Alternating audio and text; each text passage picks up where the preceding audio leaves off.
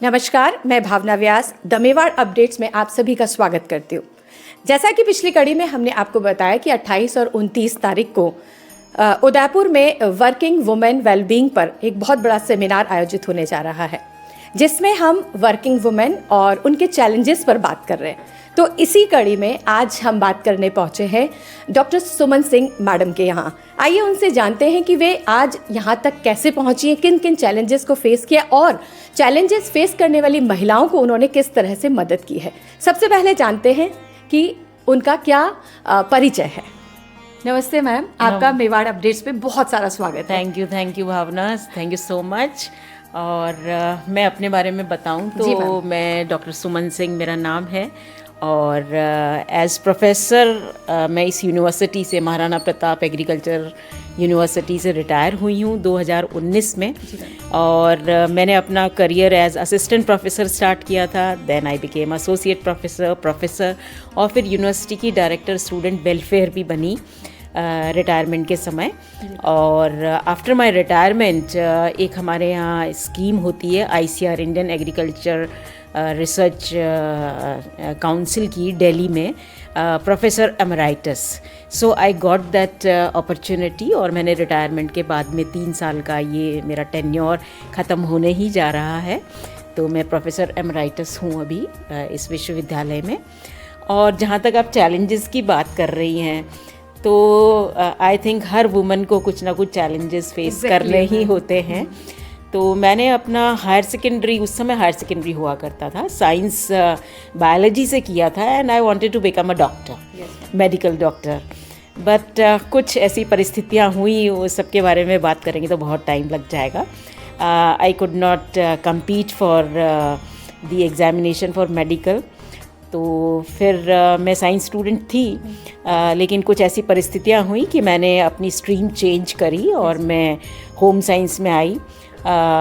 Initially मुझे थोड़ा hitch था होम साइंस में आने का, लेकिन once I selected this area there was never looking back. बहुत ही अच्छा डिसिप्लिन है ये, बस उसके नाम से थोड़ा सा लोगों को आज भी टैग है home science. They think home science is only cooking and laundry. हाँ, एक मिथ है, एक मिथ है, लेकिन ये बहुत ही साइंटिफिक फील्ड है। और मैं तो कहूँगी कि हर महिला के लिए दिस इज़ अ बून। ये इतना अच्छा सब्जेक्ट है जो आपको सभी जो फैसेट्स हैं लाइफ के, उन सब के बारे में बहुत अच्छे से एजुकेट करता है, ट्रेन करता है और सक्सेसफुल और पॉजिटिव होने में बहुत मदद करता है। जैसा कि मैम हम बात कर ही रहे हैं कि महिलाओं को चैलेंजेस आते हैं, तो ये जो सब्जेक्ट है उन चैलेंजेस से भी ओवरकम करने में बहुत हेल्प करता है, बहुत हेल्प करता है। क्योंकि सारे तरह के सब्जेक्ट्स हमें यहाँ पे पढ़ाए जाते हैं, right from psychology to nutrition. तो ये सारी चीज़ें लाइफ में बहुत इम्पॉर्टेंट हैं। और चूँकि मैं एग्रीकल्चर यूनिवर्सिटी में काम करती हूँ फ्रॉम डे 1, तो हमारी यूनिवर्सिटी का जो मैंडेट है वो 3 फोल्ड होता है: टीचिंग, रिसर्च एंड एक्सटेंशन। तो एक्सटेंशन में हम लोगों को अपनी जो भी नॉलेज है वो फार्मिंग फैमिलीज तक पहुंचानी होती है। और उसके बीच में हम लोग रिसर्च भी करते हैं, जो रिसर्च फाइंडिंग्स होती हैं वो ताकि एंड पर्सन तक पहुंचे। तो होम साइंस रिसर्च के अंदर एग्रीकल्चर यूनिवर्सिटीज़ में we focus more on agriculture women या फार्मिंग विमेन, जिनको आप कहोगे विमेन फार्मर्स, जो है खेती बाड़ी करने वाली महिलाएं हैं।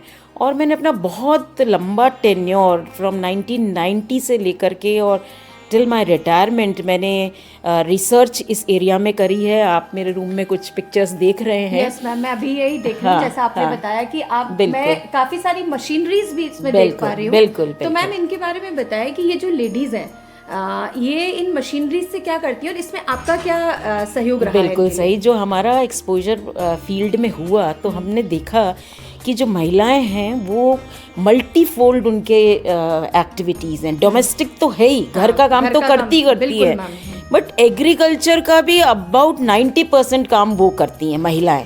और एनिमल हस्बेंड्री, जिसको पशुपालन हम कहते हैं, और जो दूसरी अलाइड एक्टिविटीज़ हैं पशुपालन से संबंधित, वो सारी भी महिलाएं उसमें बहुत डोमिनेंट रोल प्ले करती हैं, जैसा कि पिक्चर्स भी बता रही हैं आपको।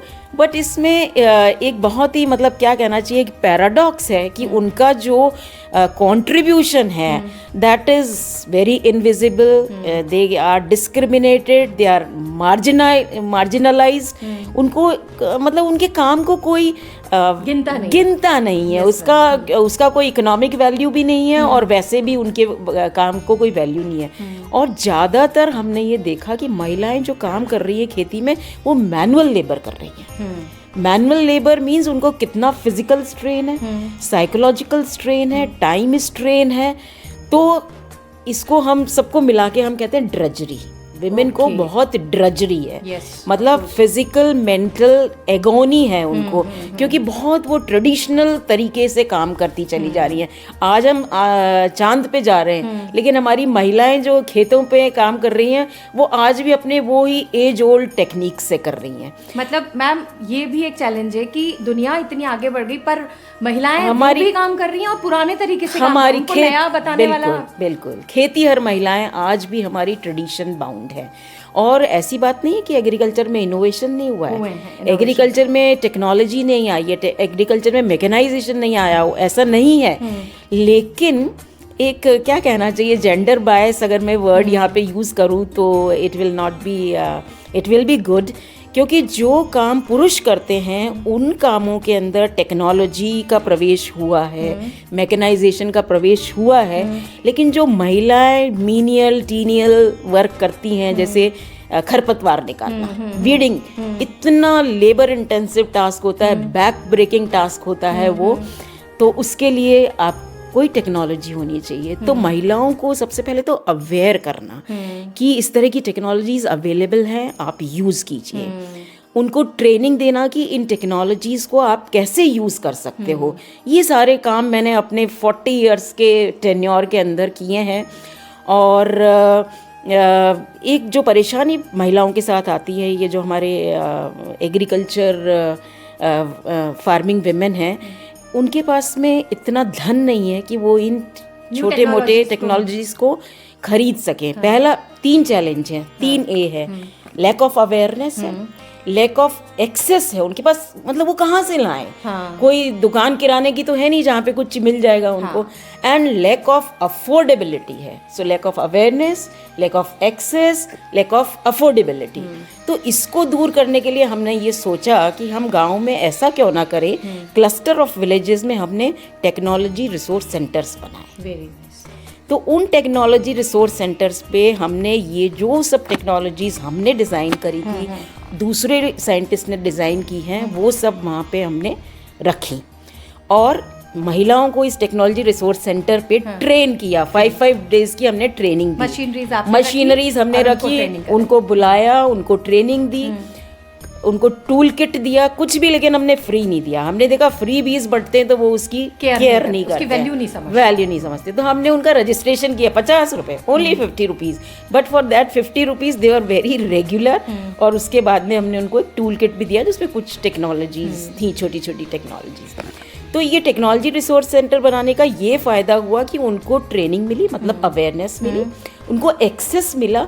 तीसरी चीज़ हमने किया कि जो बहुत बढ़िया कस्टम हायरिंग पे हमने अवेलेबल कराया उनको। हमारा एम बस ये था कि वो लोग इसको यूज़ करें, यूज़ करके कन्विंस हो, और जब कन्विंस हो जाएंगे तो वो अपने आप खरीदेंगे। और मतलब उनके जो चैलेंजेस हैं वो कुछ हद तक कम हो जाएंगे, तो उनको भी अट्रैक्शन आएगा इस चीज़ का। बहुत हद तक कम हुए। उनकी जो ड्रजरी है, हमने जो स्टडी करी है डिफरेंट इक्विपमेंट से, डिफरेंट टेक्नोलॉजी से, करीब 41% उनकी ड्रजरी कम हुई। और जब ड्रजरी केवल कम होती है तो उसका एक तरफा फ़ायदा नहीं है, उसका फ़ायदा है उनकी एफिशिएंसी इंप्रूव हुई। एफिशिएंसी इंप्रूव हुई इसका मतलब उनका समय बचा, उनका पैसा बचा, क्योंकि वो लेबर लगाते हैं कई बार अपने खेतों पे, क्योंकि काम सीज़न के वाइज फटाफट करना होता है, फसल खड़ी नहीं रह सकती है, तो ये काम जल्दी होता है। पैसा बचा उनका, टाइम बचा, जो टाइम उन्होंने अपने ऊपर लगाया, अपने बच्चों पे लगाया, अपने घर पे लगाया, तो इससे बहुत हद तक बहुत जीवन जो है वो थोड़ा आसान, क्वालिटी ऑफ लाइफ इम्प्रूव हुई, उनकी क्वालिटी ऑफ लाइफ इम्प्रूव हुई। तो ये जो हमने इनिशिएटिव्स लिए थे, ये हमको कुछ private funded John Deere foundation US का एक उनका जो CSR इनिशिएटिव है उसके थ्रू हमें मिली थी, ये फंडिंग मिली थी। फिर हमको एक NATP project, national agriculture technology project, जो कि वर्ल्ड बैंक फंडेड था, वो हमारे कॉलेज ने इनिशिएट किया और 9 स्टेट्स में चला और हमारे कॉलेज ने लीड दी थी उसको। तो करीब 5000 एग्रीकल्चर विमेन को हमने वे बैक इन 2001 to 2005 हमने ये प्रोजेक्ट किया था। And I am very happy to share that based on the results of that success of that project मुझे एक इंटरनेशनल अवार्ड भी मिला था, जो कि जिसमें मुझे मतलब खैर पैसों की कोई अहमियत नहीं होती है, लेकिन इससे आप उसकी अवार्ड की इम्पोर्टेंस समझ सकते हैं। मेरे को $10,000 US कैश प्राइज मिला था। इसके लिए आपको बहुत सारी बधाई देता है। Thank you. और यहाँ का जो महाराणा मेवाड़ फाउंडेशन है, उन्होंने भी मुझे अप्रिशिएट किया था। देन इंडिया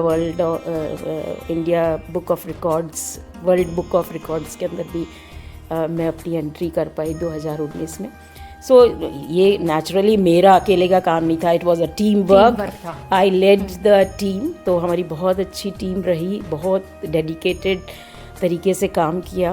तो एक मैं अपने जीवन का जो सोसाइटी को वापस देना होता है, तो मैं समझती हूँ कि हमारे इस इनिशिएटिव से हमने जो हमारी काउंटर पार्ट बहनें हैं जो गाँव में रहती हैं, उनकी लाइफ को हमने थोड़ा आसान बनाने में बहुत कोशिश की है। बहुत बढ़िया मैम, आपसे ये जाना कि चैलेंजेस सबकी लाइफ में आते हैं और एक कोई व्यक्ति होता है या एक कोई इंस्टीट्यूट होता है या जैसे आप हैं, आपकी पूरी टीम ने उन चैलेंजेस को समझा, महिलाओं तक पहुंचाया, उसके ज़रिए आपने बनाए और उनकी लाइफ आसान हुई। तो मैम आज के जो ज़माने में वर्किंग वुमेन्स है और भी फील्ड, अगर हम एग्रीकल्चर के अलावा भी बात करें तो भी बहुत सारे चैलेंजेस हैं, उन महिलाओं के लिए आप क्या कहना चाहेंगे? घबराएं नहीं, पॉजिटिव रहें और एफर्ट करते रहें, सक्सेस ज़रूर मिलेगी। बहुत बढ़िया मैम आपने कहा है। और जैसा कि आपको हम बता रहे हैं कि 28 और 29 तारीख को एक वैश्विक स्तर का एक सम्मेलन होने जा रहा है महिलाओं, वर्किंग वुमेन एंड वेलबींग पर। तो मैम उसके लिए भी आप महिलाओं को कुछ, आज हमारी जो महिलाएं दर्शक हैं उनके लिए भी कुछ कहिए। मैं सबसे पहले तो जो ऑर्गेनाइज़र्स हैं इस इंटरनेशनल कॉन्फ्रेंस के, उनको बहुत बहुत बहुत बधाई देती हूँ कि इतना अच्छा टॉपिक उन्होंने ढूंढा है, क्योंकि वेलबींग ऑफ विमेन है अगर, तो वेलबींग ऑफ फैमिली है, वेलबींग ऑफ सोसाइटी है, वेलबींग ऑफ नेशन है। और ऐसी बात हमारे जो पूर्व प्रधानमंत्री थे नेहरू जी, उन्होंने भी कही थी कि if you want improvement in the nation you should start with the women in the family. So दर्शकों, आप तक इतनी खूबसूरत बातें पहुंची है और द मेवाड़ अपडेट्स भी आपसे यही कहना चाहता है कि इस 28 और 29 तारीख को जो सेमिनार है उसको ज्वाइन कीजिए और वर्किंग वुमेन एंड वेलबींग से जुड़िए। धन्यवाद।